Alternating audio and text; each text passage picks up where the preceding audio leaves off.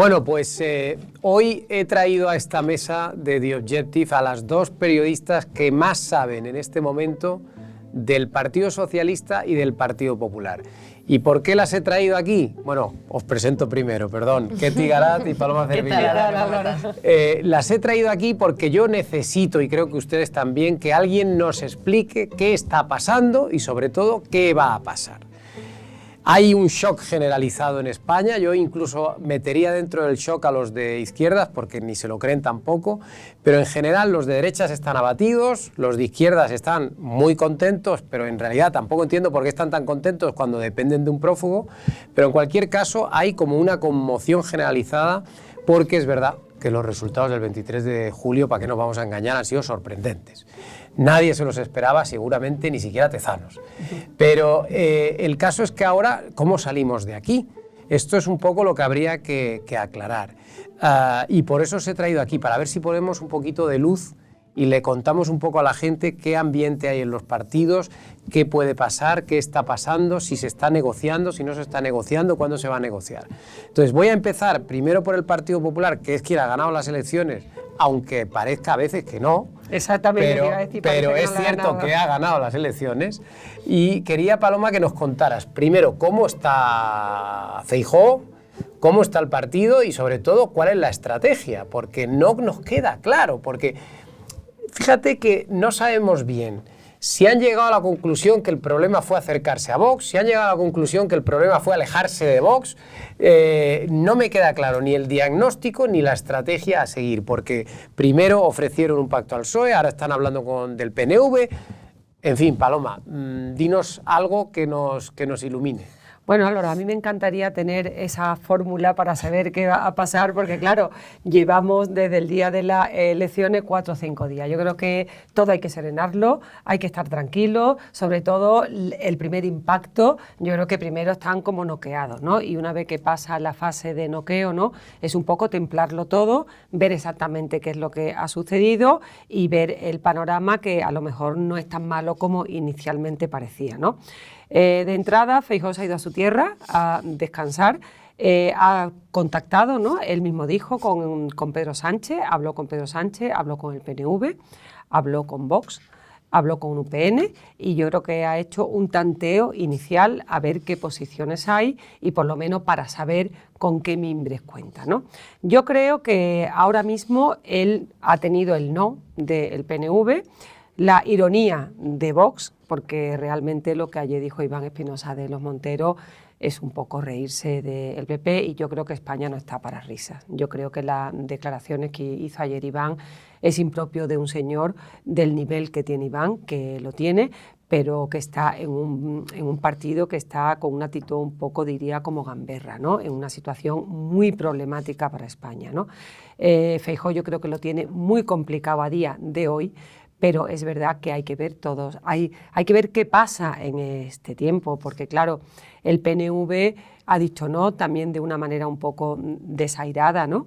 Y yo creo que Feijóo está ahora en una posición complicada. Y lo que tú has dicho es increíble, porque es un partido que ha ganado con 49 escaños más, es la tercera victoria más importante del PP en su historia, con lo cual parece mentira que estemos hablando de un partido en un profundo desconcierto, ¿no? Yo creo que la situación cambiará, yo creo, la semana que viene, cuando se sienten a negociar, por ejemplo, mesa del Congreso, que es muy importante, ¿no? Yo creo que una vez cuando despierten, ¿no?, del shock inicial, verán ya sobre el terreno qué posibilidades tienen en la mesa del Congreso, que es muy importante, si van a poder acceder a la presidencia o no. Y luego, bueno, pues dejar también un poco que Pedro Sánchez y el Partido Socialista, que ahora nos explicará Ketty, cómo intenta armar esa mayoría de investidura que yo creo que va a estar complicada, ¿no, Ketty? Pero Feijóo tiene claro que quiere ir a una investidura. Bueno, eso está clarísimo. O sea él va a presentarse en el Congreso a defender su candidatura. Yo no he hablado con nadie del Partido Popular que me diga que no vaya a la investidura. O sea, hay tenga o no tenga los votos. Tenga o no tengan los votos. Feijóo tiene que ir a la investidura porque él ha ganado las elecciones y si no va es admitir que las ha perdido. Y si va, irá con la idea de intentar ¿qué? O sea, intentar convencer al Partido Socialista o intentar convencer a los pequeñitos.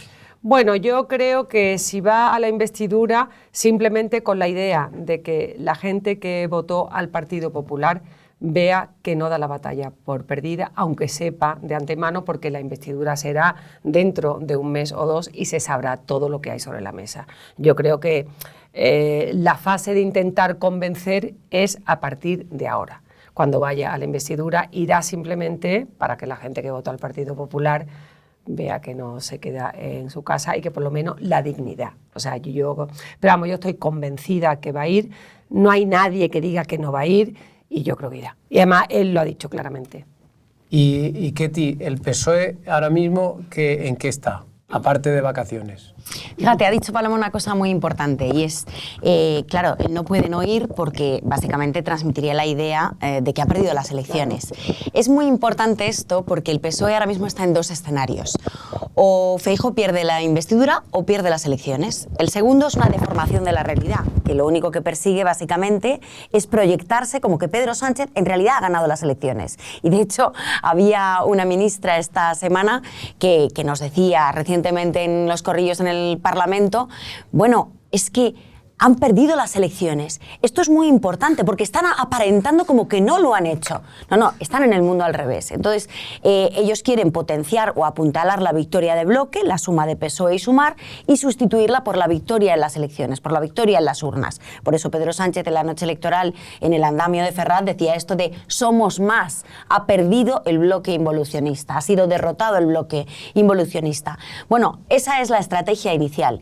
Están intentando además desviar la atención de las conversaciones, que ahora entraremos en ellas, que ya se están produciendo, aunque sea a nivel informal y aunque sea a nivel preparatorio para allanar el camino a la negociación formal que vendrá en septiembre, con una estrategia de erosión sobre el candidato del Partido Popular. Él ha perdido las elecciones, está tocado de muerte, herido y no... ¿Qué buscan? Desviar la atención, ganar tiempo. Básicamente que el foco no se centre en los contactos que ya está manteniendo y que pese a todo los hemos ido contando. O sea, distraer respecto a que, claro, o sea, ellos lo que no quieren es que ahora hablemos de Puigdemont, que hablemos de Feijóo. Que hablemos de Puigdemont y que hablemos de Pedro Sánchez, porque sí que es verdad que yo creo que en esa disyuntiva que contaba inicialmente, ellos, el primer escenario que quieren es que si ellos consideran que ya las urnas le han derrotado a medias a Feijóo, que le derrote directamente el Parlamento. Es decir, ver la imagen de un Alberto Núñez Feijóo derrotado en sede parlamentaria es la carta de presentación a un presidente o a un futuro aspirante a presidente del gobierno que tenga más números que el anterior, aunque no consiga la investidura, porque ya entraremos luego en ese escenario. Pero ese es el primer paso de la estrategia. El segundo ya, ¿cuál sería? Bueno, pues coger ese guante, ir a la segunda ronda de consultas que pretenden o que prevén que Felipe VI Perdona aborde que te interrumpa. O sea, fallida. el PSOE sí da por hecho que primero tiene que ir el PP. Bueno, están trabajando para que no vaya. El mejor escenario ¿Sí? para el Partido Socialista sería que Feijóo se hiciera un Rajoy. Pero saben que Rajoy es renunciar a la investidura que le ofreciera Felipe VI tras una primera ronda de consultas que se produciría. O sea a que el principios de PSOE septiembre. prefiere que no vaya Feijóo a la investidura.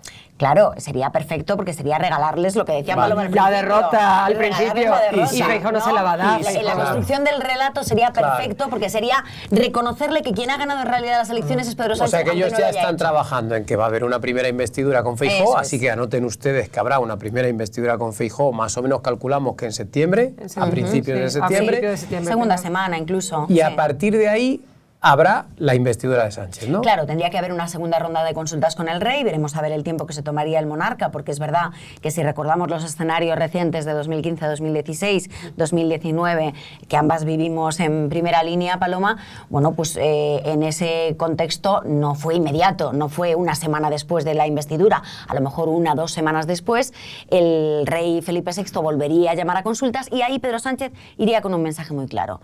Yo tengo más votos y más apoyos que el anterior candidato a la investidura. Por lo tanto, llámeme a mí. habrá que ver si los tiene todos o no. Y ahí entramos en una nueva disyuntiva. Porque si no ha conseguido que se bajen de la burra los miembros de Junts per Catalunya y abandonen la exigencia del referéndum y de la amnistía, en ese caso iría directamente a que se retraten los miembros de Junts, pero sin haber negociado ninguna contrapartida. O sea, ¿tú crees que a priori no les va a prometer nada concreto? No, se lo puede prometer si ellos abandonan esas dos exigencias de partida y admiten, por ejemplo, entrar en una negociación sobre un porcentaje anual de inversiones en Cataluña. Esto es lo que explican a día de hoy en el sin en entrar el gobierno. En términos de referéndum, consulta, amnistía y cosas por el estilo. Evidentemente, si ellos abandonan esa línea roja, entramos a debatir sobre otras cuestiones que afectan en términos de contrapartidas para Cataluña. Si no la abandonan, vamos a tirarnos a la piscina, vamos a saltar. Y a que se retraten en y la a que votación. se retraten y a que veamos a qué escenario vamos. Y a mí esto me parece relevante, ¿por qué? Porque es verdad que la noche electoral vivimos una noche frenética, es verdad que apasionante en lo informativo, con múltiples sorpresas, como tú bien decías, Álvaro, y de euforia absolutamente nada contenida, enferma, tiene que bajar, el soufflé tiene que bajar ahora. Pero como dice un amigo mío, después de cuando baja la espuma de la cerveza, pues queda la cerveza. Y vemos ahí realmente, se desvanecen las burbujas y se ve realmente el contenido. ¿El contenido cuál es? Que ya empiezan a aflorar las dudas. Ya la gente que hablaba con muchas certezas en la noche electoral y decía, gobernamos, con 150 sale la carambola y por lo tanto hay muchas probabilidades, no, hay certezas de que gobernamos, ahora ya empiezan a hablar en términos de probabilidades. ¿Y ahí el porcentaje cuál es? Bueno, pues ya estamos hablando de otro escenario diferente, en el que pueden entrar pues múltiples cuestiones y múltiples variables en juego y provocar nuevas sorpresas. ¿El escenario cuál es en términos de probabilidad? A día de hoy, entre la mayoría de los miembros del gobierno y del partido, 60-40. No es un 50-50, pero tampoco es un 80-20. Quieres decir 60 a favor repita, del gobierno y 40 que haya elecciones. Y 40 que haya elecciones. Es decir, nadie tiene certezas de que esto vaya a salir bien. Por tanto, no tenemos certeza de que ya haya un pacto previo con Junts ni cosas por el estilo. No, pacto previo no hay en ningún caso. O sea, lo puede haber seguramente, o podemos intuirlo con Esquerra, con Bildu, que sí que parece ahí un entendimiento bastante profundo. Hay un entendimiento, aunque yo creo que la letra pequeña no se va a empezar a tocar hasta septiembre de manera ya expresa. Con Junts no, con Junts es otro escenario, ellos saben perfectamente que es un polvorín como partido político y que negociar con ellos va a ser muy complicado y que primero se tienen que avenir a rebajar dos líneas rojas que hasta a día de hoy son infranqueables y que increíble, esto es importante. Esa línea roja, porque Junts ha dicho constantemente que su apoyo a Sánchez pasa por la autodeterminación, por los indultos, Hombre, yo creo amnistía, que al final lo llamarán de otra manera, pero tragarán con lo que piden, es decir, yo creo que no es imposible que Junts diga que sí a Sánchez si no le promete algún tipo de consulta que quepa en la Constitución de alguna manera, aunque sea consultiva. No, fíjate, yo creo que no. Y te voy a decir por qué no. Porque venimos de una legislatura que empezó precisamente, es más, la legislatura en realidad duró 5 años, porque tenemos que contar el año último de la moción de censura desde junio de 2018 a Mariano Rajoy, ¿no? Y en esos 5 años, salvo esa ruptura entre el gobierno y Esquerra Republicana de Cataluña, cuando presentan una enmienda a la totalidad de los presupuestos, se rompe y vamos a unas elecciones de manera repentina, toda la legislatura ha estado centrada en la amenaza constante de Esquerra Republicana de Cataluña sobre un referéndum y una consulta.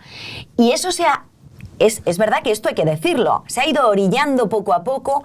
Pedro Sánchez ha tenido... Pero no van a ser tan tontos los independentistas de dejar que otra vez se orille. Bueno, siguiendo tu símil, lo han sido hasta ahora. Bueno, no sé si serán o no lo serán. Pero ahora no van a otra vez a tropezar sobre la misma piedra. No lo sé, pero al principio de la legislatura mucha gente decía lo que tú estás diciendo. Es imposible que aparquen. Y lo aparcaron. Ya, pero ahora hay dos que tienen que aparcarlo, Esquerra y Junts. Ya, pero fíjate, a mí eso, evidentemente el gobierno no puede negociar un referéndum porque es ilegal, es inconstitucional y no se puede buscar aceptar. un apaño que quepa la Constitución, una consulta consultiva. No, pero esto es importante, porque la consulta en el marco de un referéndum, que esto lleva siendo, esto lo decía Rubalcaba, Alfredo Pérez Rubalcaba en 2011, en fin, esto es muy viejo y esto no contenta a nadie. El pacto fiscal también es de antes, incluso, de 2007, 2006, antes antes, casi previo que el estatuto, que la reforma del estatuto, eso no contenta a nadie en Cataluña. Por lo tanto, si tú entras, entras. Otra cosa es que consigas salir de ese marco y centrarte en una negociación paralela sobre otras cuestiones. Por ejemplo, ¿qué es lo que hizo Pedro Sánchez para desviar la atención como cortina de humo, para salir del marco del referéndum, de la consulta y de la amnistía? Indultos. Y después de los indultos, reforma de la sedición. Y después de la reforma de la sedición, la malversación. ¿Qué puede pasar? Yo creo que algo así. Yo creo que veremos, evidentemente, un terreno de cesiones por parte del gobierno. No tengo ninguna duda. O sea, ahora, las cesiones, ¿en términos de qué? No tengo tanta inventiva ni tanta capacidad de ingenio. Es imposible saberlo también. Pero estoy convencida de que habrá un terreno de cesiones por parte del gobierno. Tanto como un referéndum y una amnistía, las descarto absolutamente. Vale, y lo que sí no descartas es que se vuelvan a repetir las elecciones. No. Para que la gente más o menos vaya haciendo sus planes, porque claro, las vacaciones del 23 de junio se las han estropeado a más de uno.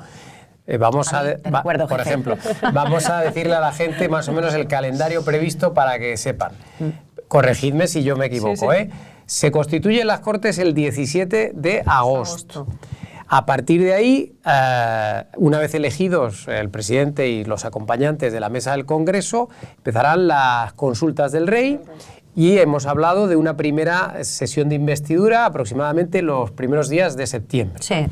Y ahí es muy importante esta fecha porque empiezan a correr, si falla la primera investidura, los 2 meses para la convocatoria electoral. Por tanto, supongamos que la investidura cae en torno al 7 de septiembre, serían 2 meses en el 7 de noviembre y ahí se convocarían las elecciones, que serían 54 días más, con lo cual nos vamos a los primeros días de enero ya. O sea, con lo cual ustedes pueden irse de viaje si quieren, el puente de la Constitución, los primeros días de Nochebuena, al fin de año también lo pueden reservar si quieren, pero ya el 1 o el 2 deberían estar aquí porque ya estamos ahí, estamos en esas cifras. Es importante una cosa en estos términos, porque hablamos de la segunda semana de septiembre, se podría ir incluso más allá. ¿Por qué? Pues si va más allá se retrasa un poquito más. Se retrasaría un poquito más, podría ser a mediados, finales de enero, dependerá de una cuestión fundamental, que es la constitución de los grupos parlamentarios en el Congreso.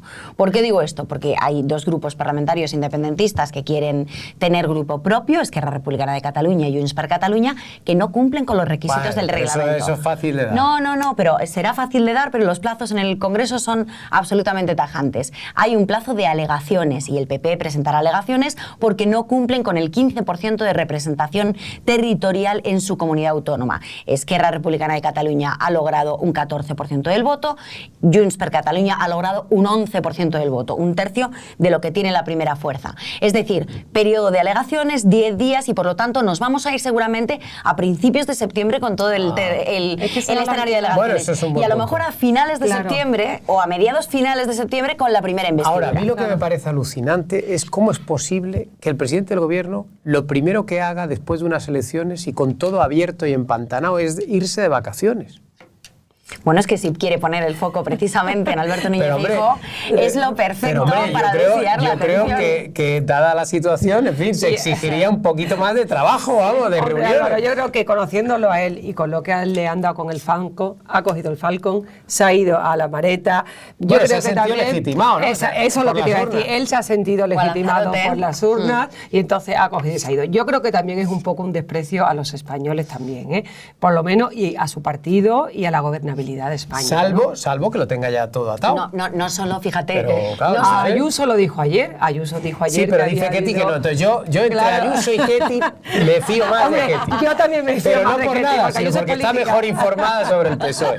Entonces, pero fíjate, no solo es un desprecio, por añadir a lo que decía Paloma, ¿no? A los españoles, a su partido, a España también, a España y a la Unión Europea, porque es muy relevante la fecha que dibujaba Álvaro en el calendario. Si nos vamos a mediados, finales de enero, es que al final vamos a haber estado toda la presidencia europea en campaña electoral. Y en funciones del gobierno. Y en funciones, pero en campaña electoral estuvimos el 23J porque empezó la presidencia europea el 1 de julio, con lo cual la presidencia europea empezó y entramos en campaña electoral y vamos a terminar y estaremos en campaña electoral el 31 de diciembre. Tremendo. ¿Y qué pensará la Unión Europea de Puigdemont que venga a decidir el gobierno de España? Porque ahora que hablamos de Europa, también es un tema muy importante, sí, ¿no? Sobre todo cuando está por decidirse precisamente sobre su inmunidad el TJUE.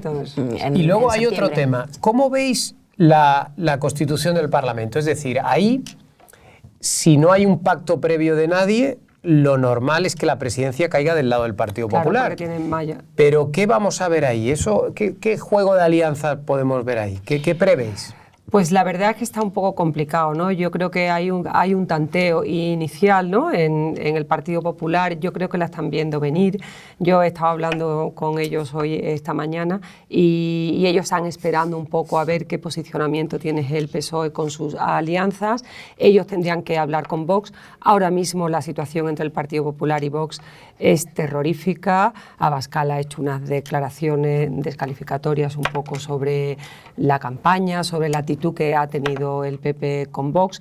Yo creo que ahora mismo es imposible que haya una interlocución para ver cómo se puede tejer una alianza. Pues entonces se equivocarán, porque la pieza del presidente del Congreso es clave en toda esta historia, sobre todo para manejar el calendario y toda esta historia, ¿no? Es fundamental, absolutamente fundamental, igual que lo es el Senado, que fíjate, pero más incluso que el Senado, porque es verdad que el Senado es más fácil, porque tiene mayoría absoluta. Claro, y es un controla. veto que luego se corrige en el Congreso a la vuelta y ya está. Pero es verdad que a la hora de marcar los tiempos, todo se habla entre la presidencia y el Palacio de la Moncloa.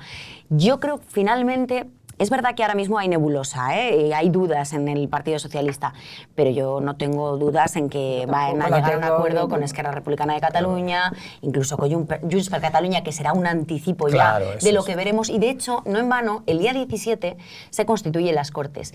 Y pocos días después, el martes 22, ya es el primer Consejo de Ministros. ¿Esto que nos está apuntando? Que el Gobierno va a estar plenamente activo ya en esa semana del 17, por eso hay un Consejo de Ministros el 22, que la duda era si era el 22 o el 28, ya tenemos confirmado por Moncloa que será el 22, va a estar plenamente activo y trabajando. Y por eso yo creo que veremos ahí el primer anticipo de un acuerdo con Junts per Catalunya que permita que tengan grupo parlamentario y que al mismo tiempo, los dos grupos independentistas, y que al mismo tiempo entren con representante en la mesa. Hay que recordar que en la anterior mesa, en el anterior órgano rector de la Cámara, la proporción era de 5-3, tenían 5 las izquierdas, PSOE, Podemos, en ese caso, en sustitución de Sumar, y el Partido Popular y Vox tenían otros 3 representantes. Veremos a ver, pero desde luego el PSOE no va a renunciar a la mayoría. Yo tengo una teoría que es que si vemos el día 17 que el presidente del Congreso es del PSOE, habrá gobierno seguro. Eso seguro. Y si vemos que es del Partido Popular por otra carambola, entonces hay posibilidades de repetición electoral. Yo creo que este es un poco el truco que a lo mejor ustedes en casa pueden quedarse con él en la cabeza. O sea que si ven que el presidente del Congreso sale del PSOE, va a haber gobierno, porque eso significa que ha habido un pacto previo. Claro, es que eso es un pacto previo para lo que viene posteriormente, porque todo lo que se pacte para la mesa del Congreso te va a indicar el rumbo que va a tener la investidura. Entonces, si el control de la mesa del Congreso está en el Partido Socialista y en sus alianzas, lo que está clarísimo que el pacto de la investidura está hecho, porque entrará en ese cambio de es verdad cromos, que yo, fíjate, la única duda que tengo es que vayamos con la duda hasta el último minuto, porque hay que recordar cómo es la votación de que las es complicadísima, Cortes. Es complicadísima, es votación secreta y en urna, es decir, no es por llamamiento. O sea, puede pasar de todo. Es decir, es secreta absolutamente. Un tomallazo puede haber incluso.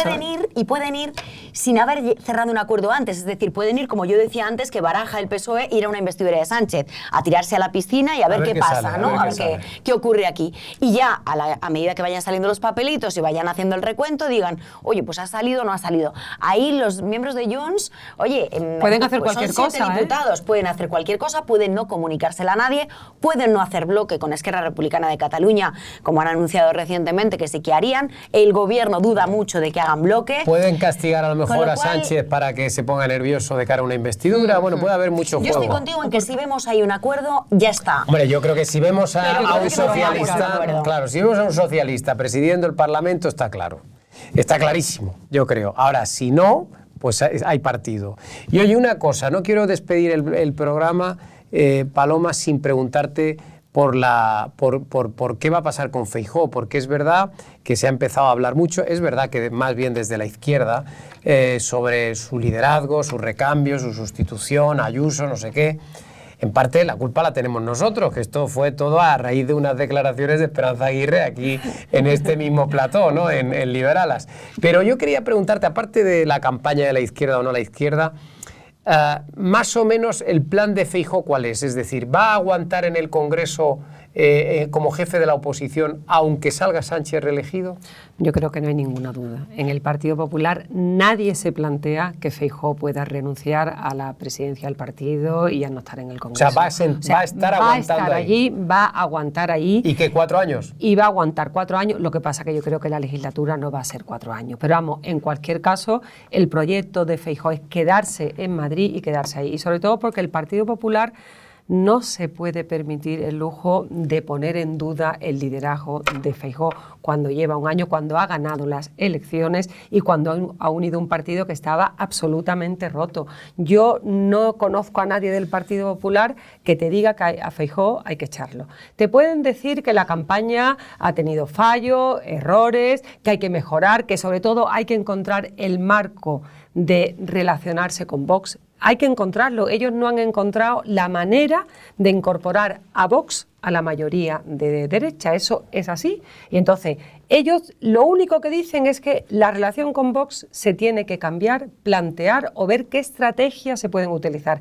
pero nunca prescindiendo de Feijóo. Hay una cosa muy interesante, te lo digo porque encuentro relación con lo que dicen en el Partido Socialista, que es lo de la legislatura corta de 2 años. ¿Por qué? El año que viene, y lo estábamos hablando Paloma y yo antes elecciones en el País Vasco. Hay elecciones en el País Vasco, hay elecciones en Galicia, a la vez que las del País Vasco, hay elecciones europeas en mayo de 2024. Hay elecciones, es verdad, finalmente el 9 de junio. Hay elecciones en Cataluña, seguramente. Con lo cual, estamos hablando de un escenario en el que hay... Explosivo. Muy explosivo. Y en el País Vasco, altamente explosivo con el PNV. Exacto, claro. Porque veremos ahí si hay una alianza con los socialistas, ¿verdad, Paloma? Si Bildu gana las elecciones, si Bildu se alía con el PSOE y deja al PNV fuera. Claro. Que ya no solo hay una tensión electoral entre las fuerzas hegemónicas en el País Vasco, que son PNV y Bildu, sino también con el Partido Socialista, que acaba de ganar las elecciones generales en el País Vasco. Es la primera fuerza, es algo histórico, como también lo es en Cataluña. Con lo cual, si tenemos elecciones en el País Vasco y en Cataluña, y finalmente las ganan fuerzas hegemónicas nacionalistas y no fuerza socialista, lógicamente, y no se da un escenario de gobernabilidad o de pactos entre ambos, veremos a ver si eso no es carne de cañón, ¿verdad, Paloma? Y si el PNV se queda fuera, pues a lo mejor el PNV se viene aquí a Madrid y monta una moción de censura. Ya se está hablando de eso. Te quiero decir que todo ese escenario es muy interesante, porque eso es lo que te dice, a lo mejor es una legislatura de 1 año y medio, se convoca, ponte que gane Feijóo o por menos, el PNV apoye. Es que claro, hay tantas carambolas, está todo tan interesante. Y esto es mercancía FETEN compartida por ambos partidos, porque es verdad que antes de saber que el resultado electoral iba a ser tan estrambótico y tan sorprendente, lo que decían fuentes gubernamentales era precisamente el mismo argumento, pero llevándolo las cosas a su sardina. Es decir, bueno, veremos a ver si se va Sánchez con un mal resultado, porque, oye, a lo mejor nos vamos a una legislatura corta de Feijóo con Vox y por lo tanto tenemos chance de recuperar el terreno perdido de aquí a 2 años. Con lo cual, esto no es todavía. Esto promete. Bueno, pues yo os agradezco mucho que nos hayáis contado todo esto. Ha sido un placer, además, que yo creo que los oyentes, los espectadores, los lectores de Dios Yeftis lo van a agradecer.